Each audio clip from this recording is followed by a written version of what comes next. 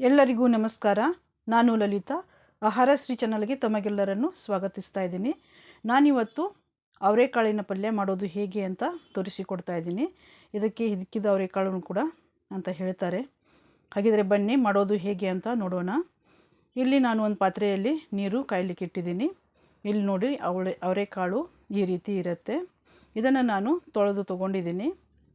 ಈಗ ಇದನ್ನು ಕುದಿಲಿಕ್ಕೆ ಹಾಕ್ಕೊಳ್ಳೋಣ. ಮೊದಲಿಗೆ ಬಿಸಿಯಾಗಿರುವ ನೀರಿನಲ್ಲಿ ಇದನ್ನು ಹಾಕಿದ್ದೀನಿ. ಹಾಗೆಯೇ ನಾನು ಒಂದು 8ರಿಂದ 10 ಹಸಿಮೆಣಸಿನ್ಕಾಯಿ, ನೀವು ಖಾರ ನೋಡಿಕೊಂಡು ಹಾಕ್ಕೊಳ್ಳಿ, ಹಾಕಿದ್ದೀನಿ. ಚಪ್ಪರದ ಅವರೆಕಾಯಿ ಒಂದೆರಡು ಇತ್ತು, ಅದನ್ನು ಕೂಡ ನಾನಿಲ್ಲಿ ಕಟ್ ಮಾಡಿ ಹಾಕಿದ್ದೀನಿ. ಹಾಗೆಯೇ ಸ್ವಲ್ಪ ಉಪ್ಪು ಹಾಕ್ತಾಯಿದ್ದೀನಿ. ಉಪ್ಪು ಹಾಕಿ ಇದನ್ನು ಕುದಿಲಿಕ್ಕೆ ಬಿಡೋಣ. ಸ್ವಲ್ಪ ಮಿಕ್ಸ್ ಮಾಡ್ಕೊಳ್ಳಿ. ಇವಾಗ ನೋಡಿ, ಇಲ್ಲಿ ಮೆಣಸಿನ್ಕಾಯಿ ಏನಿತ್ತಲ್ಲ ಅದು ಕಲರ್ ಚೇಂಜ್ ಆಗಬೇಕು, ಈ ರೀತಿ ವೈಟ್ ಕಲರ್ ಬರಬೇಕು. ಅಲ್ಲಿವರೆಗೂ ನಾವು ಅದನ್ನು ಕುದಿಸ್ಕೋಬೇಕಾಗ್ತದೆ. ಮತ್ತು ಈ ಥರ ಮ್ಯಾಶ್ ಮಾಡಿದಾಗ ಪೂರ್ತಿ ಈ ರೀತಿ ಮ್ಯಾಶ್ ಆಗಬೇಕು. ಇವಾಗ ಇದು ಬೆಂದಿದೆ. ಈಗ ಇದನ್ನು ಗ್ಯಾಸನ್ನು ಆಫ್ ಮಾಡಿ ಮುಚ್ಚಿಡೋಣ. ಈಗ ತಣ್ಣಗಾದ ನಂತರ ಈ ಮೆಣಸಿನ್ಕಾಯಿ ಎಲ್ಲ ಏನಿದೆಯಲ್ಲ ಅದನ್ನು ಇಲ್ಲಿ ತೆಗೆದು ಒಂದು ಪಾತ್ರೆಯಲ್ಲಿ ಹಾಕಿದ್ದೀನಿ. ಅದಕ್ಕೆ ಸ್ವಲ್ಪ ಉಪ್ಪು ಹಾಕ್ತಾಯಿದ್ದೀನಿ ಮತ್ತು ಸ್ವಲ್ಪ ಅರಿಶಿನನೂ ಕೂಡ ಹಾಕ್ತಾಯಿದ್ದೀನಿ.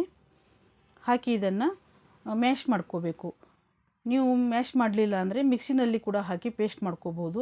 ಇಲ್ಲಾಂದರೆ ಕುಟಾಣಿಯಲ್ಲಿ ಹಾಕಿ ಕುಟ್ಟಿನೂ ಕೂಡ ನೀವು ತಗೋಬಹುದು. ಇಲ್ಲ ಅಂದರೆ ಕಲ್ಲಲ್ಲಿನೂ ಕೂಡ ನೀವು ರುಬ್ಬಿ ಕೂಡ ತಗೋಬಹುದು.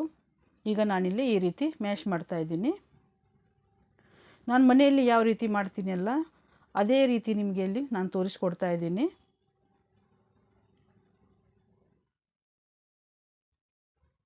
ಈಗ ಸ್ವಲ್ಪ ಅವರೆಕಾಳಲ್ಲಿ ತೊಗೊಂಡು ಇದು ಕೂಡ ಸ್ವಲ್ಪ ಮ್ಯಾಶ್ ಮಾಡ್ತಾಯಿದ್ದೀನಿ.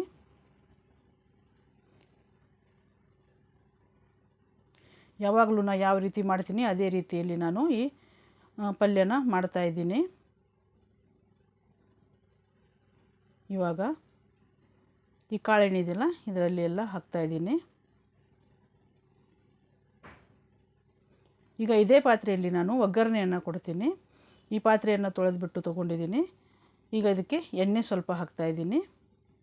ಎಣ್ಣೆ ಹಾಕಿ ಈಗ ಎಣ್ಣೆ ಬಿಸಿ ಆದಮೇಲೆ 2 ಮೀಡಿಯಮ್ ಸೈಜ್ ಈರುಳ್ಳಿ ಉದ್ದಕ್ಕೆ ಕಟ್ ಮಾಡಿ ತೊಗೊಂಡಿದ್ದೀನಿ. ಅದನ್ನು ಇಲ್ಲೇ ನಾನು ಹಾಕಿದ್ದೀನಿ. ನಾನು ಸಾಸಿವೆ, ಜೀರಿಗೆ, ಕರಿಬೇವು ಇದನ್ನೆಲ್ಲ ಏನೂ ಹಾಕಲಿಲ್ಲ. ನನಗೆ ಇಷ್ಟ ಆಗಲ್ಲ ಅದೆಲ್ಲ ಹಾಕಿದರೆ. ಅದಕ್ಕೋಸ್ಕರ ನಾನು ಈರುಳ್ಳಿ ಒಂದೇ ಹಾಕಿದ್ದೀನಿ. ನೀವು ಬೇಕಿದ್ದರೆ ಅದೆಲ್ಲ ಹಾಕೋಬೋದು.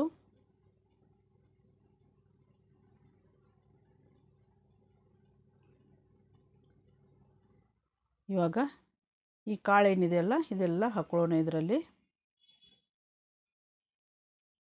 ಹಾಕಿ ಇದನ್ನು ಚೆನ್ನಾಗಿ ಮಿಕ್ಸ್ ಮಾಡ್ಕೋಬೇಕು. ಒಗ್ಗರಣೆಯಲ್ಲಿನೇ ಚೆನ್ನಾಗಿ ಈ ಥರ ಮಿಕ್ಸ್ ಮಾಡ್ಕೊಳ್ಳಿ. ತುಂಬ ಸಿಂಪಲ್ ಆಗಿದೆ ಈ ರೆಸಿಪಿ. ಯಾರು ಬೇಕಾದರೂ ದಿಢೀರಾಗಿ ಇದನ್ನು ಮಾಡಬಹುದು. ಈಗ ಸ್ವಲ್ಪ ನೀರು ಹಾಕ್ತಾಯಿದ್ದೀನಿ.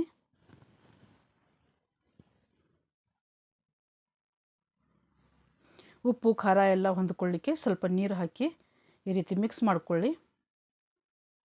ಮಾಡಿಕೊಂಡು ಸಣ್ಣ ಉರಿಯಲ್ಲಿ ಇದನ್ನು ಮುಚ್ಚಿಡಿ.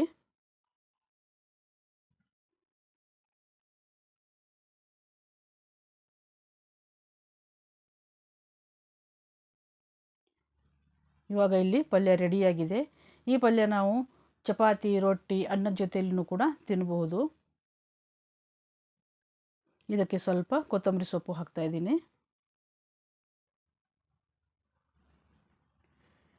ಯಾರೆಲ್ಲ ನನ್ನ ಚಾನಲ್ನ ಸಬ್ಸ್ಕ್ರೈಬ್ ಮಾಡದೆ ನೋಡ್ತಾ ಇದ್ದೀರಾ ದಯವಿಟ್ಟು ಎಲ್ಲರೂ ಸಬ್ಸ್ಕ್ರೈಬ್ ಮಾಡಿ, ಲೈಕ್ ಮಾಡಿ ಮತ್ತು ಶೇರ್ ಮಾಡಿ. ಹಾಗೆಯೇ ಯಾರೆಲ್ಲ ನನ್ನ ಚಾನಲ್ನ ಸಬ್ಸ್ಕ್ರೈಬ್ ಮಾಡಿಕೊಂಡು ನೋಡ್ತಾ ಇದ್ದೀರಾ ಅವರಿಗೆಲ್ಲ ನನ್ನ ಧನ್ಯವಾದಗಳು. ಈ ವಿಡಿಯೋ ನಿಮಗೆ ಇಷ್ಟ ಆದರೆ ದಯವಿಟ್ಟು ಎಲ್ಲರೂ ಈ ರೆಸಿಪಿಯನ್ನು ಒಂದು ಸಲ ಟ್ರೈ ಮಾಡಿ ಮತ್ತು ಹೇಗಿತ್ತು ಅಂತ ಕಮೆಂಟ್ ಕೂಡ ಮಾಡಿ. ಆಹಾರ ಶ್ರೀ ಚಾನಲ್ನ ವೀಕ್ಷಿಸಿದ ತಮಗೆಲ್ಲರಿಗೂ ನನ್ನ ಆತ್ಮೀಯ ಧನ್ಯವಾದಗಳು.